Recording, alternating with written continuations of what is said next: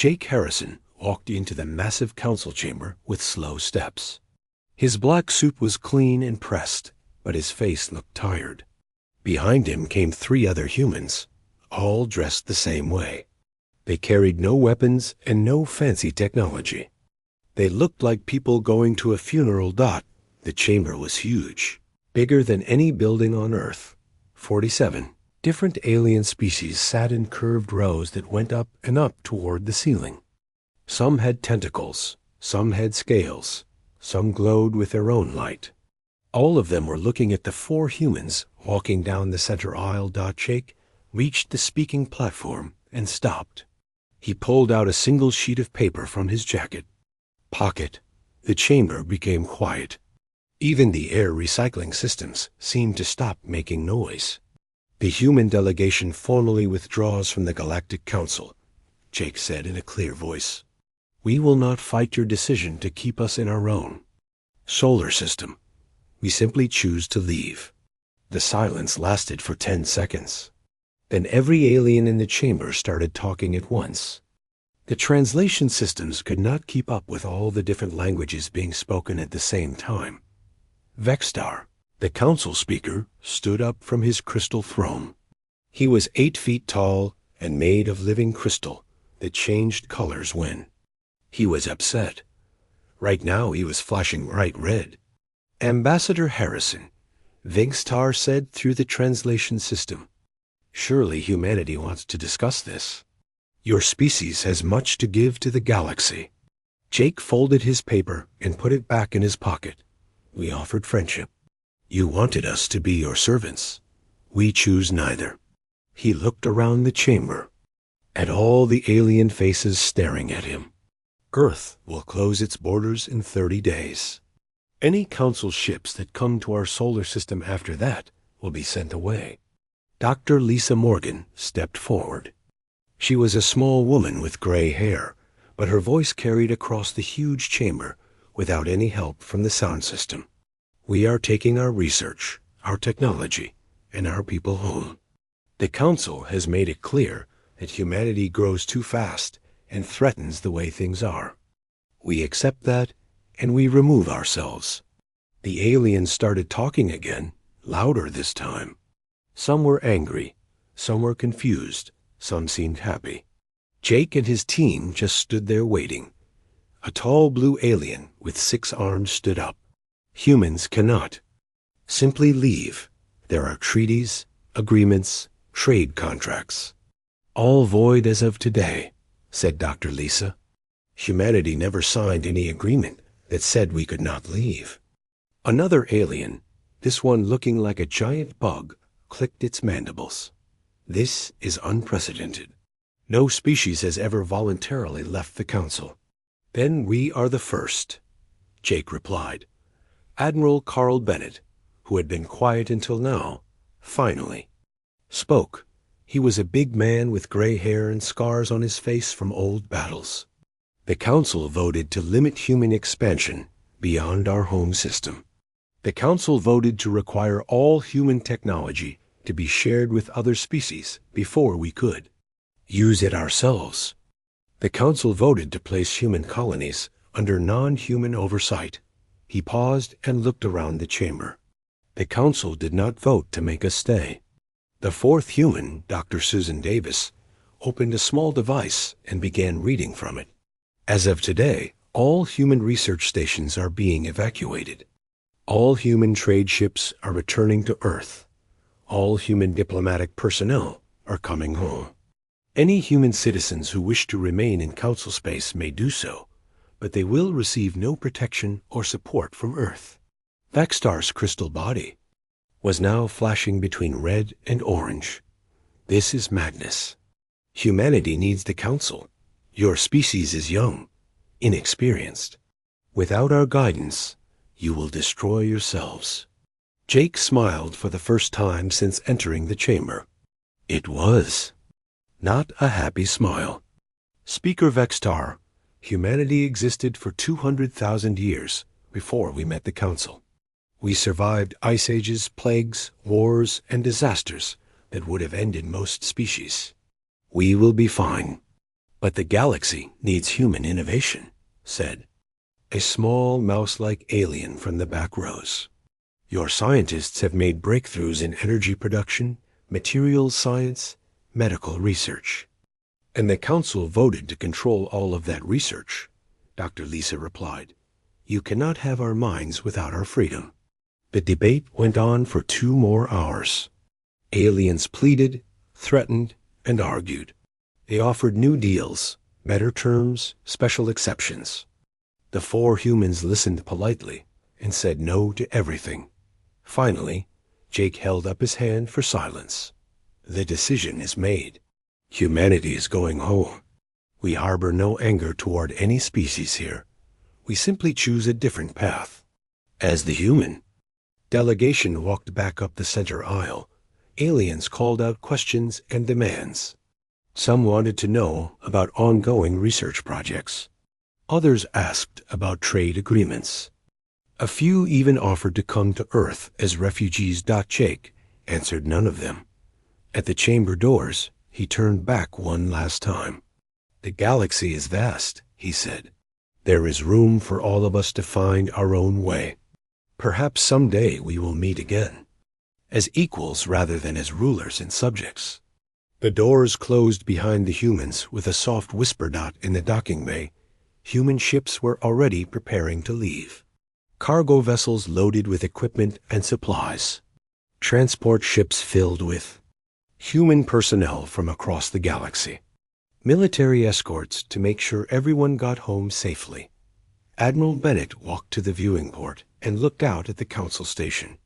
It was beautiful in its way, a massive structure that housed millions of beings from dozens of worlds. But it had never felt like home. Any regrets, Admiral? Dr. Lisa asked as she joined him. Only that it took us this long to realize the truth, he replied. They were never going to treat us as equals. To them, we were always going to be the dangerous, newcomers who needed to be controlled. And now? Now we go home and build something better. The last human ship left council space 12 hours later. Behind them, the aliens continued to debate what this meant and what they should do about it. Some thought the humans would be back within a year, begging to rejoin. Others worried that they had just made a terrible mistake. None of them understood that humanity's greatest advantage had always been their ability to thrive when others said they could not.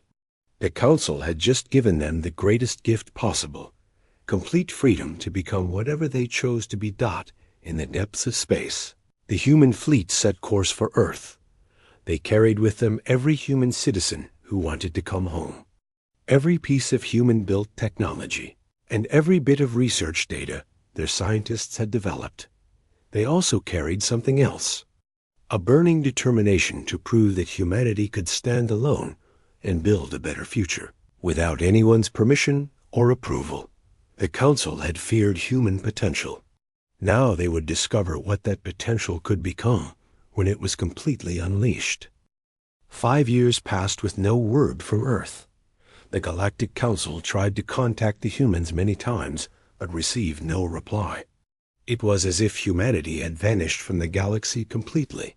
Marcus White sat in his small laboratory in Colorado, looking at data that made no sense. Before the withdrawal, he had been humanity's chief trade representative to the Council. Now he spent his days working on energy research in a building that used to be a university dormitory. The morning sun came through the windows as Marcus stared at his computer screen. The numbers were impossible, but they were also correct. He had checked them 50 times. Susan, you need to see this. He called to Dr. Susan Davis, who was working at the next table. Susan walked over and looked at the screen. Her eyes grew wide as she read the data. This cannot be right. You are showing energy generation at 98% efficiency. I know it sounds crazy, Marcus said, but I have run the test 20 times. The quantum field generator is producing almost perfect energy conversion. Susan sat down hard in a chair. Marcus, do you understand what this means? This is not just clean energy. This makes fusion power look like burning wood. In Tokyo, Dr. Richard Cole was having a similar moment. He had been working on new materials for 3 months. The substance he had created was stronger than anything known in the galaxy. It was lighter than aluminum, but harder than diamond. Dr. Amy Johnson in London had discovered how to make human tissue repair itself instantly. A cut would heal in seconds. Broken bones would mend in minutes. She had tested it on herself when she accidentally cut her hand. The wound closed so fast, she thought she had imagined the injury. In Berlin, Dr. Kevin Clark had built an artificial intelligence that could think faster than any organic brain. It could solve problems in seconds that took the smartest beings hours to figure out. It could also learn and improve itself without any help. All across Earth, similar breakthroughs were happening every week. Without the Council's rules about sharing technology, human scientists worked together freely. They shared ideas instantly across the planet. They built on each other's work without worrying about patents or politics. But while humanity was making incredible discoveries, the galaxy was facing its worst nightmare. The Devourers had returned. The Devourers were ancient machines that ate planets. They had been gone for 1,000 years, but now they were back. Their ships appeared at the edge of the galaxy and began moving toward the center, consuming everything. In their path, Commander Zeftos stood in the Council's military headquarters on SciFiPrime. His reptilian face was grim as he looked at the reports coming in from the outer rim. 17 star systems had been consumed in 2 months. "What is the status of our defensive fleets?" asked Council Speaker Vextar. "Not good," Zeftos replied. "Our weapons are barely scratching their hull armor. They adapt to everything we throw at them." Trade Minister Halfara leaned forward in her chair. "What about the quantum torpedoes? Those were our most powerful weapons." Zeftos looked uncomfortable. The quantum torpedoes were designed using human theoretical work. Without access to their ongoing research, we cannot improve them or even maintain them properly. The chamber fell silent. Everyone knew that many of their best weapons and defense systems had been developed with human help. Human scientists had a way of thinking that was different from all other species. They saw solutions that no one else could see. "Surely our own scientists can figure out how human technology works," Vextar said hopefully. Chief Scientist Mordak shook his 3 heads. "Sadly, we have tried for 5 years. Human thinking patterns are unlike anything we understand. They approach problems from angles that seem impossible to us. We have made very little progress in copying their work." More reports came in every day. The Devourers were moving faster now, consuming entire star systems in just days. Their ships seemed to learn from every battle, becoming harder to fight each time. Dr. Helen Baker sat in her office on Earth, listening to intercepted Council communications. She was part of the new Human Defense Council, a group that monitored threats to Earth's security. The news from the galaxy was getting worse every day. She prepared a report for President Jack Thompson, who had been elected 2 years earlier. Thompson had promised to keep humanity safe while staying out of galactic politics. But the Devourer threat was making that position harder to maintain. "Mr. President," Helen said as she entered the Oval Office, "the situation in the galaxy is deteriorating rapidly. The Devourers have consumed nearly half of the outer rim." President Thompson looked up from his desk. He was a tall man with gray hair and tired eyes. "How long before they reach areas that were once defended by our technology?" "They are already there, sir. Every system that has fallen was defended primarily by non-human forces. The few systems that are still holding out are using mainly human-designed defensive networks." Thompson rubbed his forehead. "And our own defenses?" "Complete, sir. The new quantum shield generators around Earth are operational. Our deep space sensor network extends 50 light years in all directions. If the Devourers come toward our solar system, we will know months in advance. But Thompson was thinking about more than just Earth's safety. Before becoming president, he had been a teacher. He had spent his life believing that knowledge should be shared and that people should help each other when they could. Helen, in your professional opinion, could our new technologies stop the Devourers? Helen nodded slowly. Yes, sir. The quantum cascade weapons Dr. Morgan developed last year would cut through Devourer armor easily. Our adaptive shielding would make their weapons useless. Our AI-controlled battle systems could outthink their adaptation protocols. And production capacity? We could build a fleet larger than anything the Council ever had in 6 months.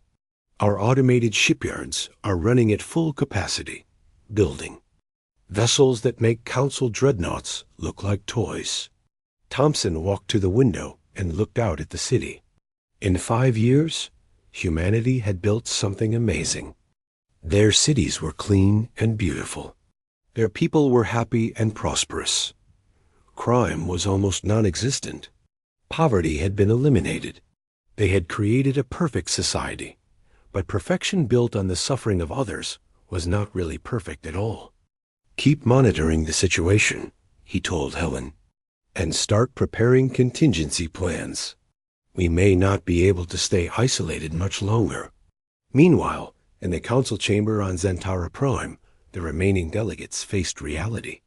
More species were abandoning the council every day, either fleeing to the far edges of the galaxy or trying to make peace with the Devourers. We must contact Earth, Minister Halthara said desperately. Pride will not save us from extinction. The humans made their position clear, Nextar replied, but his voice lacked conviction. They chose to leave us. They chose freedom, Commander Zeftos corrected. There is a difference. Maybe we were wrong to fear their growth. As if to emphasize his point, an aide rushed into the chamber with the latest report. The Devourers had sent a message to all remaining council worlds. It was simple and terrifying. Your worlds will be consumed within 1 year. Your resistance is meaningless. Your technology is inadequate. The chamber fell silent as the message ended. Every delegate knew that humanity had been their best hope for survival, and they had driven them away out of fear and jealousy. On Earth, humanity continued building their new civilization. They had learned to thrive without the Council, creating wonders that surpassed anything in galactic history. But they also watched the galaxy burn, knowing they had the power to stop it. The question was no longer whether they could help. The question was whether they should. 8 years had passed since humanity left the Galactic Council. The Devourer fleet had consumed half of the outer rim and was moving faster toward the core worlds. Every week brought news of another civilization wiped from existence. President Jack Thompson sat in his office in New Geneva, humanity's new capital city. The building was made of materials that did not exist when humans first joined the Council. The walls could change color based on his mood, and the windows showed a perfect view of the city, even though his office was underground. Secretary of State Carol Martinez entered the room carrying a tablet full of bad news. She was a small woman, with dark hair, who had been Earth's ambassador to Mars before the withdrawal. Now she handled what little contact humanity had with the outside galaxy. Mr. President, the situation is getting worse, she said as she sat down across from his desk. The Zentari Collective fell yesterday. 4 billion people, gone in 6 hours. Thompson looked at the holographic star map floating above his desk. Red zones showed where the Devourers controlled space. The red was spreading like spilled blood across the galaxy. How long until they reach us? He asked. General Paul Evans stepped out of the shadows by the window. He was a big man with short gray hair and eyes that had seen too many battles. At their current speed, 3 years, sir. But if they decide to come straight at us, instead of consuming everything along the way, maybe 18 months. Carol activated her tablet and shared the data with the room's display system. Sir, we are receiving over 1,000 communication attempts from Council worlds every day. They are begging for help. What kind of help? Thompson asked, though he already knew the answer. Everything. Military support, evacuation assistance, technology sharing. Some worlds are offering to surrender their independence completely if we will just protect them. General Evans pulled up tactical assessments on the wall screen. Mr. President, our analysis shows that humanity alone has the technology to stop the Devourers. Our quantum cascade weapons would cut through their armor like it was paper. Our adaptive shielding would make their weapons useless. Thompson walked to the real window, which showed the actual city outside. New Geneva was beautiful, beyond anything the old Earth had ever built. The buildings seemed to grow from the ground like crystal trees. Flying cars moved silently through the air. Parks and gardens covered every rooftop dot. In 8 years, humanity had built paradise. They had eliminated poverty, disease, and war. Their technology provided everything anyone could want. Their society was based on cooperation and mutual respect. It was everything the old dreamers had imagined when they first looked up at the stars. Tell me about our manufacturing capacity, he said without turning around. Lucy Roberts, the manufacturing coordinator, stepped forward. She was young but brilliant, having designed most of humanity's automated production systems. We can build more advanced starships in 6 months than the Council built in the last decade. Our shipyards are running at full capacity, producing vessels that make Council dreadnoughts look like children's toys. Thompson nodded slowly. The advancement had been incredible. Free from Council restrictions, human science had exploded in directions no one had imagined. They had developed faster-than-light travel that did not need the Council's expensive gateway network. Their ships could create their own tunnels through space, making them completely independent. Their weapons were beyond anything the galaxy had ever seen. Their defenses could stop attacks that would destroy planets. Their computers could think faster than any organic brain and solve problems that would take other species years to understand. But with great power came great responsibility, and Thompson felt that weight crushing down on him. Meanwhile, on Zentara Prime, the Council's home world, desperation had become the normal state of existence. The Great Chamber, where 47 species once debated policy, now held only 12 delegates. The others had either fled or been consumed. Speaker Vextar stood before the nearly empty room. His crystal body, once bright and confident, had dimmed to a pale glow. The colors that used to flash through him when he spoke had faded to dull gray. "We must contact Earth," said Trade Minister Halthara. Her voice cracked with exhaustion and fear. Pride cannot be more important than survival.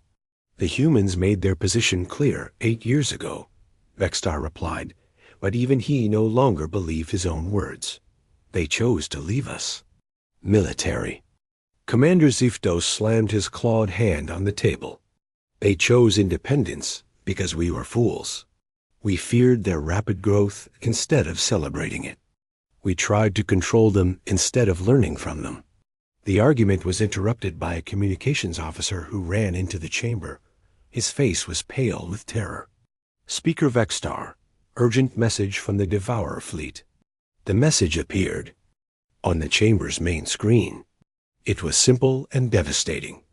Council worlds will be consumed within 1 standard year. Your resistance has been evaluated and found inadequate. Prepare for absorption. The chamber fell silent, except for the sound of Halthara crying. She was old enough to remember when the Council ruled 1,000 worlds and commanded fleets that could move stars. Now they were reduced to begging their former subjects for mercy. "The humans were our best hope," Zeftos said quietly, "and we drove them away because we were afraid they would become too powerful. They did become too powerful, Beckstar said. Bitterly, our spies report that Earth has technology we cannot even understand. They have built a civilization that surpasses anything in galactic history. Then why have they not conquered us? Asked Halfara through her tears, that the question hung in the air like a challenge. Everyone knew the answer, but no one wanted to say it out loud. The humans had not conquered them because humans were not conquerors. They had wanted partnership, not dominance. They had offered friendship, not subjugation. The Council had rejected both. On Earth, humanity watched the galaxy burn and continued building their perfect society. In laboratories across the planet, scientists worked on projects that would have seemed like magic to their ancestors. They had solved the problems of energy, transportation, communication, and manufacturing. They had even begun to unlock the secrets of time and space itself. Dr. Nancy Phillips stood in the Human Strategic Command Center, watching the holographic display of the galaxy. She was one of the architects of humanity's new technology, a woman who had helped design weapons that could destroy solar systems and defenses that could protect entire civilizations. The Devourers are not just consuming resources anymore, she told the assembled leadership. They are systematically eliminating all organic life. They have learned that living beings are the source of technological innovation, so they are removing that source. Admiral Greg Foster, commander of the Human Space Force, studied the tactical projections. If they succeed in consuming the rest of the galaxy, they will become unstoppable. All that knowledge, all that technology, absorbed and turned against us. Thompson returned to his chair and looked around the room at the faces of humanity's leaders. They were good people who had built something wonderful, but they were also the descendants of a species that had survived by helping each other in times of crisis. The irony is perfect, he said softly. The Council feared we would conquer the galaxy. Now the galaxy is being conquered, and only we can stop it. Director of Intelligence Sarah Wilson spoke from her position by the door. Mr. President, our deep space monitors have detected Devourer scout ships at the edge of our solar system. They are not attacking, just observing. The weight of decision settled on Thompson's shoulders like a mountain.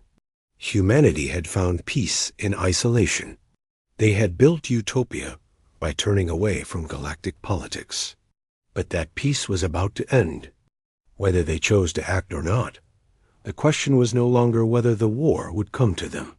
The question was whether they would go to the war first. The debate in the Human Council chamber had been going on for 3 days without stopping.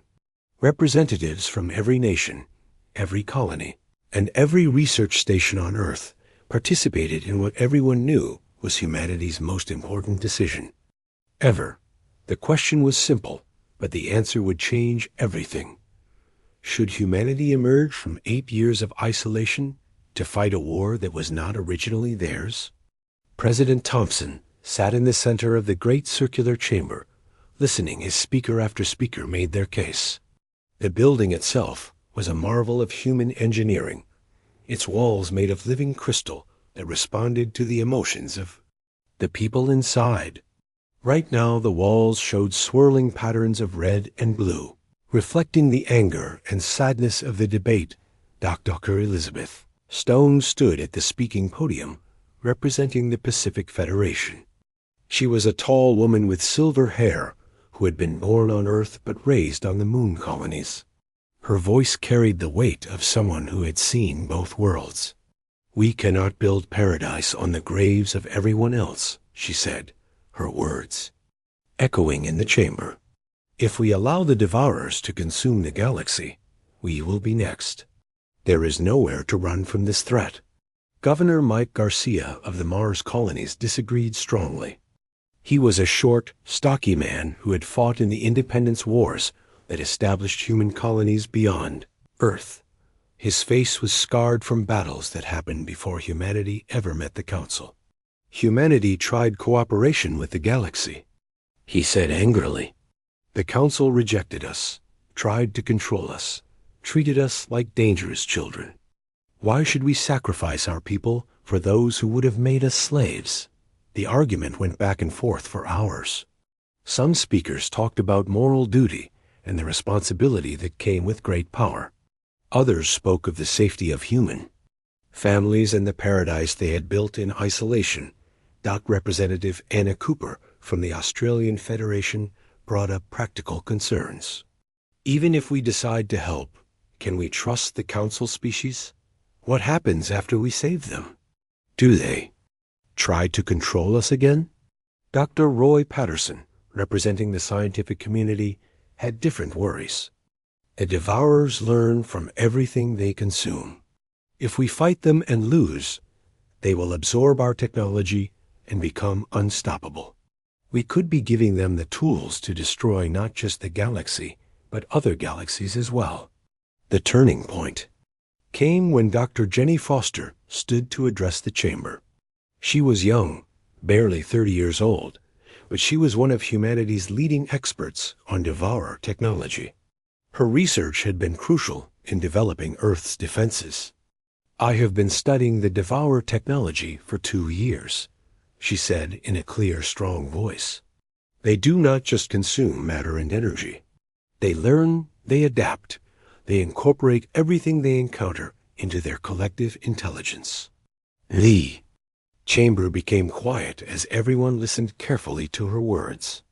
"If they absorb the entire galactic civilization, they will become something beyond our ability to fight," she continued. "Every species has unique ways of thinking, unique solutions to problems. The devourers will gain all of that knowledge. Earth will not be humanity's sanctuary. It will be our tomb." The silence that followed her speech lasted for almost a minute.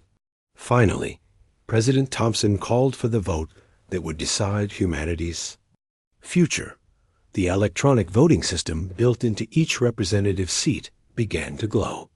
Green for intervention, red for continued isolation.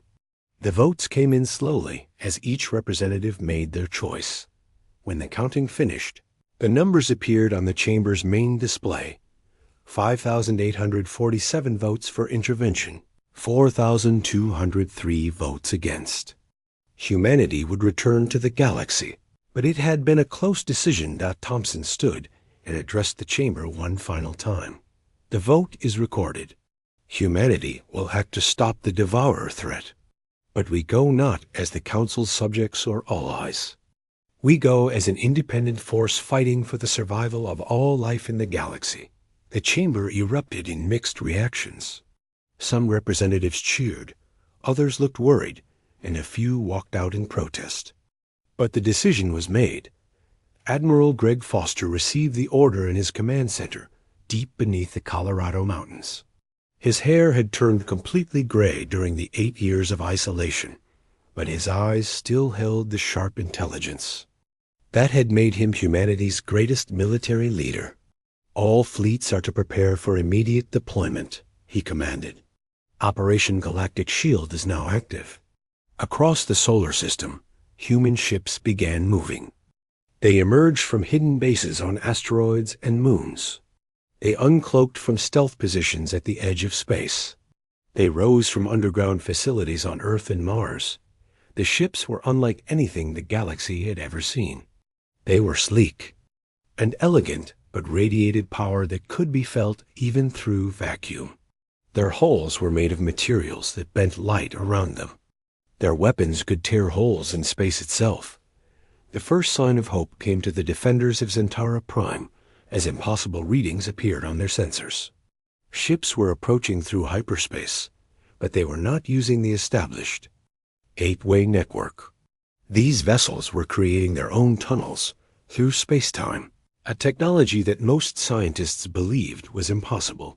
Communications Officer Lethine stared at his instruments in disbelief.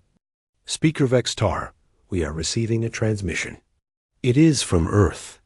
The face that appeared on the main screen belonged to Admiral Foster, though his appearance had changed dramatically in 8 years. Behind him, the bridge of his flagship buzzed with quiet efficiency. Human crew members worked at stations covered with displays that showed information in ways the Council had never seen. "This is Admiral Foster of the Human Space Force, to all Council forces in the Zentara system," he said in a calm, professional voice. "We are assuming tactical command of the defense. All ships are to fall back to coordinates we are transmitting." Now, Speaker Vextar's crystal body began to pulse with colors that had not been seen in months. Hope, relief, and gratitude flowed through his crystalline structure like rainbow light. "Admiral Foster, we did not expect to see humans again," he said, his voice shaking with emotion. "We thought you had abandoned us forever." Foster's expression did not change. "Save the speeches for later, Speaker. We have Devourer ships incoming in 18 minutes. The time for politics is over." On the tactical display, the approaching Devourer fleet showed as red dots moving toward SciFiPrime. There were 50 ships, each one the size of a small moon. They had consumed dozens of worlds and absorbed the technology of countless civilizations. The human fleet numbered only 12 ships, but each one radiated energy signatures that made the Council's most powerful dreadnoughts look like toys. "All Council ships retreat to minimum safe distance," Foster commanded. "Do not engage the enemy. Observe only." As the Council fleet pulled back, the human ships moved forward to meet the approaching Devourers. The contrast was striking. 50 massive black vessels against 12 sleek silver ones. The battle that was about to begin would determine whether the galaxy lived or died.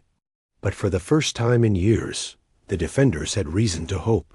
Humanity had returned to the galaxy, and they had brought with them 8 years of unrestrained innovation and development. The Devourers were about to learn why the Council had once feared human potential. They were also about to discover that sometimes the greatest mistake is driving away those who wanted to be your friends. The battle for SciFiPrime began 18 minutes later with a display of human technology that shocked both the Devourers and the Council forces watching from a safe distance. Admiral Foster stood on the bridge of his flagship, the New Horizon, as the Devourer fleet approached. 50 massive black ships, each one scarred from consuming countless worlds, moved through space like hungry predators. They had adapted to every weapon the galaxy possessed and learned from every battle they fought. "All ships engage quantum. Cascade weapons," Foster commanded calmly. "Target the lead vessels."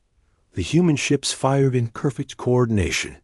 Beams of pure energy lanced out across space, but they were unlike anything the galaxy had ever seen. The weapons did not simply hit their targets. They unraveled the very structure of matter at the quantum level. The first Devourer ship simply ceased to exist. One moment it was there, a kilometer-long nightmare of black metal and glowing sensors. The next moment it was empty space and a brief flash of light. On the Council observation ship, Communications Officer Lethaean stared at his instruments in amazement. "Speaker Vextar, the human weapons are not just destroying the Devourer ships, they are making them disappear completely." Speaker Vextar watched the tactical display as 5 more Devourer vessels vanished under human fire. His crystal body pulsed with colors that had not been seen since before the war began. How is this possible? The Devourers have adaptive armor that learns from every attack. The answer came when the Devourers tried to adapt to the human weapons.